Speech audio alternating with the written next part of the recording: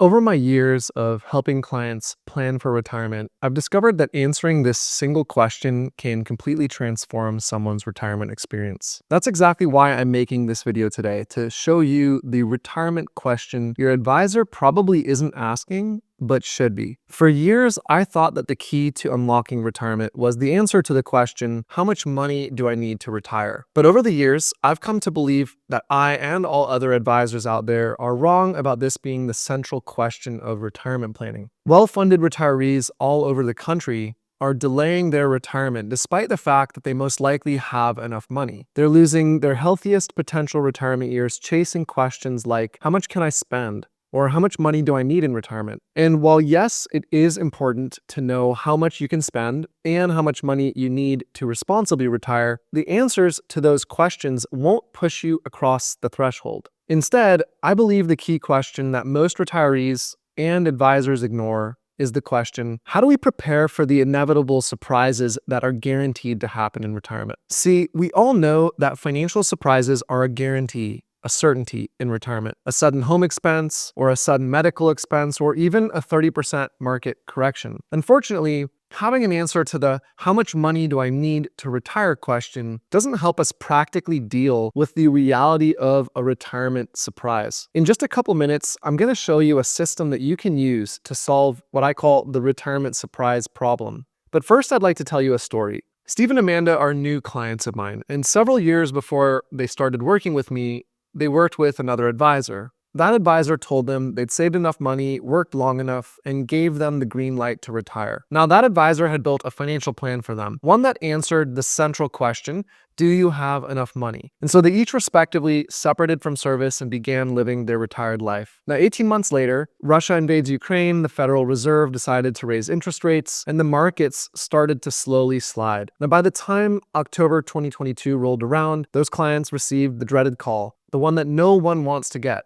You have to go back to work. So these clients diligently went back to work. They kind of uprooted their lives and changed everything that they had planned and went back and got jobs. Now, needless to say, both of them were unhappy with their advisor and they ended up terminating that relationship. Now, fast forward a bit, and these now clients were sitting with me going through a consultation in my Zoom office, and they asked me, how could an advisor have told us we have enough to retire, and then after a 20% market correction, which by the way happens every 4 to 5 years, our advisors calling us back and telling us to go back to work. Now, many of you watching this video probably could retire, but you haven't pulled the trigger despite knowing that you have enough. And I would hazard to guess that that's because you don't want to fall victim to what happened to Steve and Amanda. You don't want to take the risk of leaving your job, starting to draw down your portfolio, exploring the whole new world of living in retirement, which, while an exciting world, can also be a scary world because of its newness. And then do all of that only to find out later that you weren't prepared for the inevitable financial surprises that retirement will throw at you. Steve and Amanda's story taught me 2 lessons that I'd like to share with you now before I get to the promised retirement surprise solution. The first lesson is that most advisors don't actually know how to solve the retirement surprise problem, which is why they hide behind quote unquote doing things. They make the focus of the retirement planning exercise about tax planning or Roth conversions or Monte Carlo scores or Social Security claiming age, because those actions, while important, give the illusion of control over retirement outcomes without actually providing any of the control a retiree will need. See, tax planning or Social Security claiming, those things can help increase your spendable wealth. But if the retirement decision were only about how much spending money you would have, then we would see overfunded retirees, that's people with more than enough money to retire, retiring without friction because they have more spendable wealth. And yet they suffer from the same retirement paralysis. And that's because they're not waiting for more money to retire. It's because they want a better plan. They want one that helps illuminate the shadows and eliminate surprises. So which leads us to the second lesson I learned, which is that what retirees want in retirement are stability and predictability. Many retirees would give up lots of spendable money in exchange for stability and predictability. All we have to do to find evidence of that is to look at how unbelievably large the annuity market is. And you can see that on the screen here. Because purchasing an annuity is literally paying a premium fee for guaranteed income. Or, said differently, it's paying a premium fee for stable, predictable income that is not affected by external risks. Now, back to the story of clients Steve and Amanda. How could that advisor have given them the recommendation to retire, only to tell them that they had to go back to work after what is a highly probable event That happens every 4 to 5 years, a 20% market correction. Did the tax planning, the Roth conversion strategy, the Social Security claiming illustrations that Steve and Amanda's old advisor showed them not plan for those surprises? Now, unfortunately, the most likely scenario is that he simply didn't know how to plan for surprises. And that's because most advisors aren't taught how to answer the core question of how do you retire and minimize surprises in retirement? Now, I know this question might seem impossible to answer, especially since I've just said that most advisors themselves aren't able to answer it. So to make sure you don't walk away from this video with any confusion, you can scroll down to the description where you can input your information and register for my free class this week, where I'll show you exactly how to optimize your retirement plan. Just click the first link in the description below. It's entirely free. Now, fortunately, the solution to what I call the retirement surprise problem is actually pretty simple. It's simply to spend more time on and have more detailed forms of contingency plans. Think of contingency plans as the fire escape map at a hotel, right? It's a set of directions that you produce to help you navigate in the event of an emergency. Unfortunately, far too often, retirees' default contingency plans, regardless of the severity of the emergency, are to hit the eject button, right? Pull the ripcord. When a market correction occurs, the retiree moves all to cash. Or in the case of Steve and Amanda's old financial advisor, when the market correction occurs, tell the client to go back to work. In reality, not all emergencies have the same level of severity, which is why we need layers of contingency plans that solve for varying layers of severity. See, contingency plans do two things. The first is they force us to model out bad events and have a backup plan to deal with them. And the second is that they desensitize us to the possible bad outcomes so that we don't panic like chickens with their heads cut off when emergencies happen. Take earthquakes in California, which is where I'm from, as an example. All through elementary school in California, I was run through earthquake drills. Children in my schools are taught to drop, cover, and hold until the earthquake passes. And then I was mercilessly drilled on that routine so that it became a second nature in the event the earthquake happened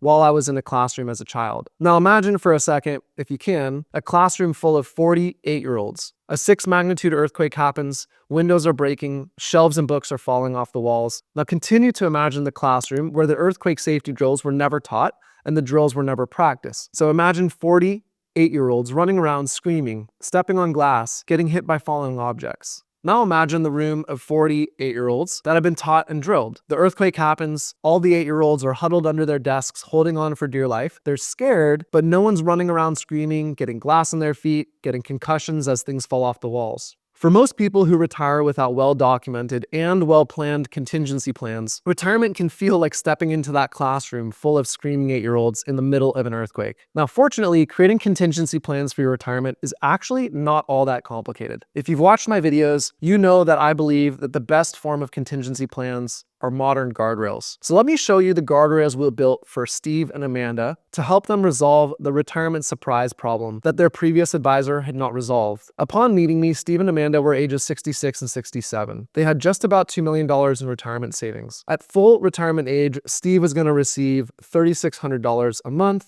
in Social Security, and Amanda was going to receive $2,175 a month. And they told me they had two non-negotiables. The first was that they wanted to make sure they could self-fund end-of-life care, costing each partner $70,000 per year for 2 years in today's dollars. And the second is that they wanted to be able to spend $8,500 a month in retirement, so about $100K per year after taxes. I used Income Lab's Modern Guardrails software to run their scenario and present them what you're going to see on the screen here, this chart specifically. This chart is designed to show Steve and Amanda what's called their spending capacity. Spending capacity is the fancy term for what's the most they could possibly spend each month and each year in retirement. Knowing your spending capacity is the first ingredient in building out your contingency plans. Your spending capacity is like the speed limit for your retirement spending. You can spend anything under the limit, but once you start to go over the limit, you know you're going to be adding risk to your plan. And as I said earlier, most people think of risk as all or nothing. And at the first sign of risk, they panic, they hit the eject button and nuke their whole plan. But breaking the speed limit is actually a spectrum. Going only 5 miles per hour over the speed limit is very different from going 50 miles per hour over the speed limit, both from a legal perspective, but also in terms of the danger or the risk to your body. I explained all this to Steve and Amanda just the way I'm explaining it to you now. I explained to Steve and Amanda that once they understood their spending capacity,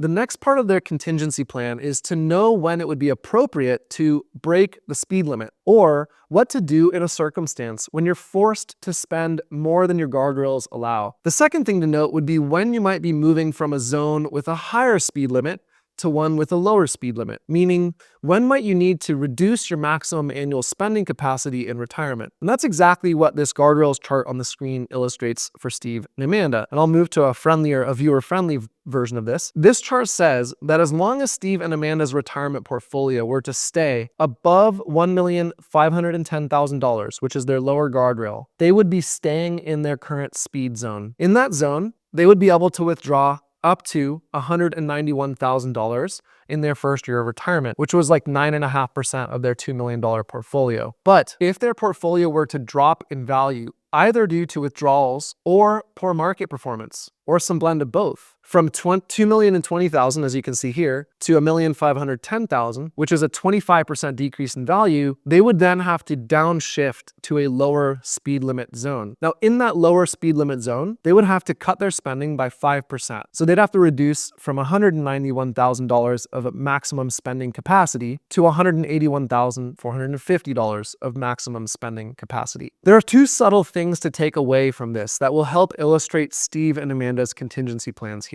The first is that Steve and Amanda, before ever retiring, would be able to know how large a spending cut they would have to make were there ever to be an adverse market event. The second thing of note is that we can infer what they would do in a circumstance where they would be forced to spend more than their annual spending capacity and therefore blow through a lower guardrail. For example, let me show you this on another sheet here. Say Amanda and Steve spend $150,000 to live and they need to spend $100,000 on emergency home repairs, but their guardrails only allow for $190,000 of spending. As a result, Steve and Amanda would overspend by $60,000 in that year. The best way to understand this is that Steve and Amanda would be borrowing from their lower guardrail. If they have a lower guardrail that is 25% away, and in normal life scenario, they would withdraw 9.41% of their balance, assuming their retirement assets did not grow at all that year and were just sitting in complete cash, they would have a remaining lower guardrail space of 15.59%.